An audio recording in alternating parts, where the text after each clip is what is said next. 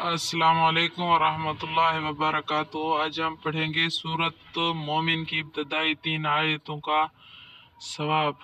सूरत मोमिन की इब्तदाई 3 आयतें। हामीम तंज़ीलुल किताबि मिनल्लाहिल अज़ीज़िल अलीम गाफिरिज़ ज़ंबि व क़ाबिलित तौबि शदीदुल इक़ाबि ज़ित-तौल ला इलाहा इल्ला हुवा इलैहिल मसीर। इसकी फजीलत ये है, जो शख्स आयतुल कुर्सी पढ़कर फिर सूरत मोमिन की मज़कूरा 3 आयतें शाम के वक़्त पढ़ ले, वो इस रात की हर बुराई और तकलीफ़ से महफूज रहेगा। और ये अल्लाह आफ़ा हसिबतुम अन्नमा खलक़नाकुम अबसन व अन्नकुम इलैना ला तुरजऊन फ़तअल्लाहुल मालिकुल हक़ ला इलाहा इल्ला हुवा रब्बुल अर्शिल करीम व मन यदउ मअल्लाहि इलाहन आखर ला बुरहान लहु बिही फ़इन्नमा हिसाबुहु इंदा रब्बिही इन्नहु ला युफ़्लिहुल काफ़िरून व क़ुल रब्बिग़फिर वरहम व अन्ता खैरुर राहिमीन।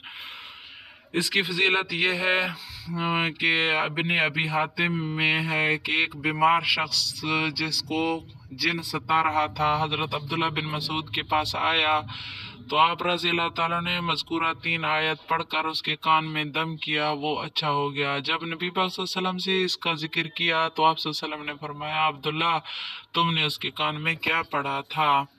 आप रज़ियल्लाहु ताला ने बताया, ज़ुल्म ने फरमाया, तुमने ये आयत इसके कान में पढ़कर उसे जला दिया। अल्लाह की कसम, इन आयतों को अगर कोई बाईमान शख्स यकीन किसी पहाड़ पर पड़े तो वो भी अपनी जगह से टल जाएगा।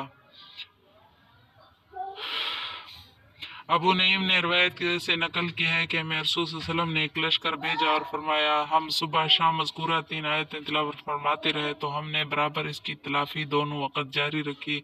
अल्हम्दुलिल्लाह हम सलामती और गनीमत के साथ वापस लौट आए। उम्मीद है कि हमारी आज की वीडियो आप लोगों को ज़रूर पसंद आई होगी। अगर पसंद आई है तो लाइक करें, शेयर करें, सब्सक्राइब करें ताकि हमारे हर आने वाली वीडियो आपको बर वक़्त मिल सके। तब तक के लिए अल्लाह हाफिज़।